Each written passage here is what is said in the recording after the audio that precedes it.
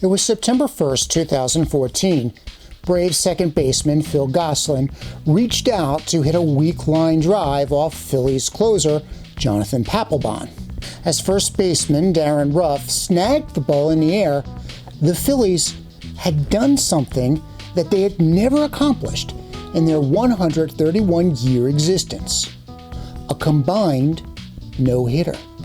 Four Phillies pitchers, Cole Hamels, Jake Diekman, Ken Giles, and Jonathan Papelbon, each played a role in shutting down the Braves batters and preventing any of them from getting a hit. In fact, the combined no-hitter is a very rare occurrence in Major League history. At least, it used to be. By the numbers of the 305 no-hitters in Major League history, only 14 have involved more than one pitcher on the winning team. That's 14 combined no-hitters in all of Major League Baseball's 144-year history. Yet, of those 14 no-hitters, 12 of them have come since the American League adopted the designated hitter in 1973. In fact, 10 of them have come since 1990. A full 5 of them occurred in the last 8 seasons alone since 2012. That means that while the combined no-hitter has been relatively rare in Major League history, it has been occurring with greater and greater frequency in more recent years. And given the current trends surrounding pitchers, the combined no-hitter will more likely continue to occur with greater frequency. Welcome to Philadelphia Baseball History. Don't forget to check out our merchandise. T-shirts, phone cases, masks, notebooks, mugs, and much more. Just go to tpublic.com and look for Philadelphia Baseball History. Independence Day, July 4th, 1905. Boston, Massachusetts. Connie Mack's Philadelphia Athletics are taking on the Boston Americans in the second game of a doubleheader. Two legendary pitchers are locked in a pitching duel for the ages: Rube Waddell for the Athletics and Cy Young for Boston. In the top of the 20th inning, with the score tied, Rube Waddell himself strode to the plate with the bases loaded. Waddell hit a ground ball to the shortstop. The shortstop misplayed the ball. The result was that the eventual winning run crossed the plate. Now the Athletics would score another run that inning, and they would leave it to Waddell to mow down Boston's lineup in the bottom of the 20th. The game was unusual by modern standards in a number of respects. Not only had both pitchers gone the full 20 innings, but Waddell had actually pitched in the first game of the doubleheader. Waddell came in with 1 out in the bottom of the 9th in order to preserve the Athletics' win in the first game. Then, in a critical moment, with the bases loaded in the 20th inning, instead of calling for a pinch hitter, Connie Mack trusted his ace pitcher to get the job done offensively. But that is hardly the only time that a pitcher has shown remarkable stamina in pitching 2 games of a doubleheader. The Phillies' Grover Cleveland Alexander, for example, twice won both games in a doubleheader. The first time he did it was in 1916 against the Reds. He then did it again by pitching 2 games against the Dodgers in 1917. While these may be extreme examples, they highlight a growing trend in Major League Baseball. Modern pitchers are no longer expected to complete the game that they started. Over the year, fewer and fewer pitchers are throwing complete games. This dramatic drop-off in complete games can be seen in the Phillies' own history. From 1884 through 1908, it was just unheard of for Phillies pitchers to throw less than 100 complete games in a season. Twice during that period, Phillies pitchers even completed 131 games. That happened in 1892 and 1904. But by 1927, the starting pitchers were completing about half of the Phillies games. And then after 1966, Phillies pitchers were throwing less than 50 complete games per season. The trend continued. The last time that the Phillies completed more than 20 games in a season was 1998. By 2004, the norm was for the team to post less than half a dozen complete games a year. In fact, in 2015, the only complete game was Cole Hamel's no-hitter against the Cubs.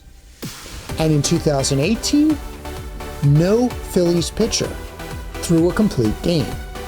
This decline in complete games has more recently coincided with the rise of the importance of pitch counts. Indeed, before the 1980s, rarely anyone took notice of a pitcher's pitch count. Major League Baseball has only been keeping track of the stat since 1999. Yet today, the conventional wisdom is that the starting pitcher should be prepared to throw 100 pitches per game. Mind you, there's no scientific evidence to back up this 100-pitch number. Often, the pitcher is only going about 100 pitches regardless of whether the pitcher is getting tired or losing effectiveness in the game. In fact, more and more managers have been pulling their starting pitchers when they reach their expected pitch count, even if that pitcher is in the middle of throwing a no-hitter. This was a trend that people began to notice by about June of 2018. At that time in the season, 6 pitchers had been pulled from their game after 5 innings, despite the fact that they had not given up a single hit in the game. In fact, during that season, only 2 pitchers were permitted to complete their no-hitters. For better or for worse, pitchers are just not being permitted to complete their games. And at the same time, Major League pitchers' hitting skills have deteriorated dramatically. Now, mind you, pitchers were always the weak link in the lineup. But before the designated hitter spread to so many leagues, young pitchers were still being taught some fundamental hitting skills: bunting, moving the ball over. Now consider, on July 23, 1972, the Phillies' Steve Carlton and the Dodgers' Tommy John was locked in a scoreless pitching duel. Carlton was in the midst of a 7-game winning streak. When his spot came up in the lineup in the 7th inning, Carlton looked over to his manager, Paul Owens. He was looking to see if Owens would yank him for a pinch hitter. Instead, trusting Carlton's bat and wanting Carlton to have the opportunity to continue the pitching magic that he was experiencing that season, Owens let Lefty swing away. Lefty would hit a triple, knocking in 2 runs, the only runs that the Phillies scored in his 8th straight victory. Owens' trust in Carlton's hitting skills allowed Lefty to win 15 games in a row in what was otherwise a dismal 1972 Phillies season. The year before, 1971, Rick Wise, who was the pitcher that the Phillies would trade in order to receive Carlton, he was locked in a no-hit bid with the Reds. In that game, Wise hit not 1, but 2 home runs. His home runs accounted for 3 of the 4 runs that the Phillies scored that day. And yet, because of the dominance of the pitchers in the late 1960s and the early 1970s, the American League owners decided to try to inject more offense into the game, and they instituted the designated hitter. Now, it took a couple of decades for this rule to catch on and for it to spread to other leagues throughout the United States and indeed the world. It took a few decades for it to have as big an impact as it has today. But by the 21st century, pitchers in all levels above Little League have lost even the basic hitting skills. The designated hitter is being used in high schools. It's being used in college leagues. It's being used in all of the minor leagues. Indeed, if a player shows any aptitude for pitching, say in his teen years, well then his coaches have him concentrate on developing the pitching skills and forego the opportunities to work with the player to teach hitting skills. The result is that pitchers who have been meticulously kept away from hitting at every level of their development, they're now being suddenly asked to develop their hitting skills when they face the best pitchers in the league, but only if they play for the National League. So of course, modern pitchers, they just don't develop basic skills like bunting. So if we're in a close game and it's after 5 innings and the pitcher is coming up to bat, there is very likely going to be a pinch hitter, even if the pitcher is performing well on the mound. And that's because the manager is going to be under pressure to just score more runs, to give the team more breathing space. There is less of a tendency to allow a pitcher to just continue with a beautiful game that they're pitching. Gone are the days when a pitcher like Steve Carlton would be trusted to take a game beyond 7 innings if that pitcher clings to a small lead.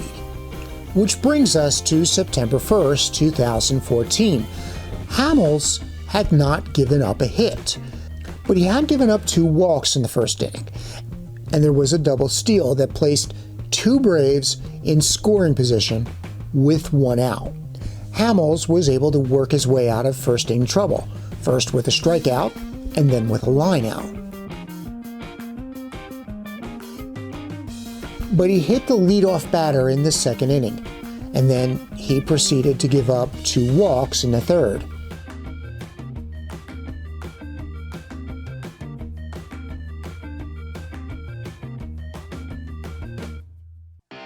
And while Hamels settled down for the next 2 innings, he once again walked the leadoff batter in the 6th. By the top of the 7th inning, the Phils were clinging to a 2-0 lead.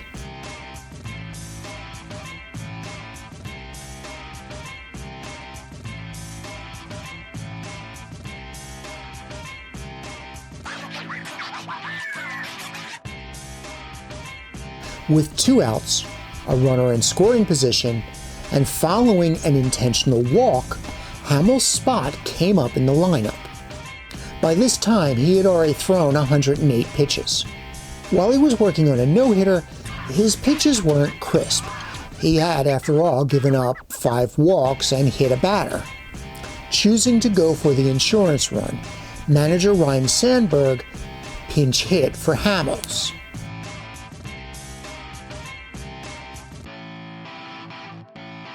Grady Sizemore would then work a walk to load the bases. Then Ben Revere would clear the bases with a triple.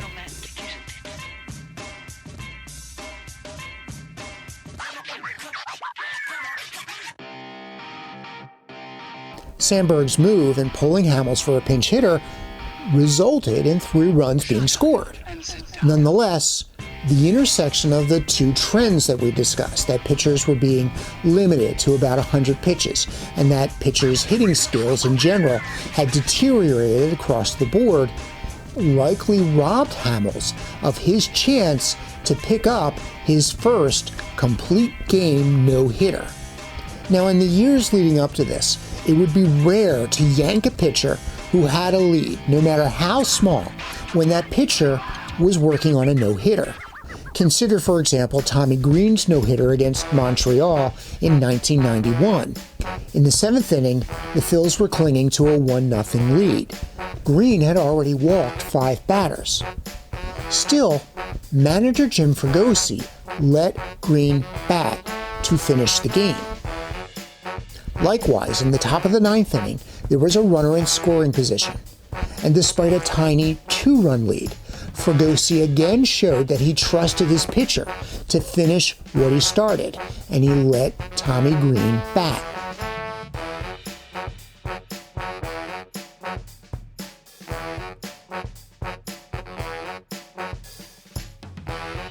Now, with respect to Cole Hamels, at this point in his career, in his 9th season, he had already won over 100 games, and he had a career ERA of 3.25. He had certainly established himself as a quality starting pitcher. And he had 13 complete games in his career up until that point. But the conventional wisdom in baseball had changed. Now, the conventional wisdom was not to let Hamels attempt to complete his no-hitter.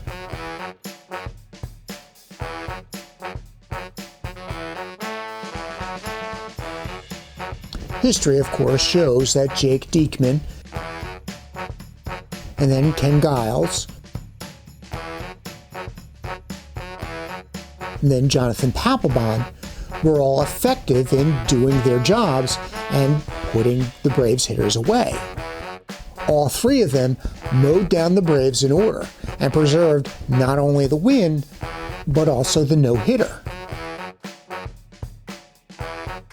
At the time, it was the 11th combined no-hitter in Major League history, and it took 138 years to get to that point.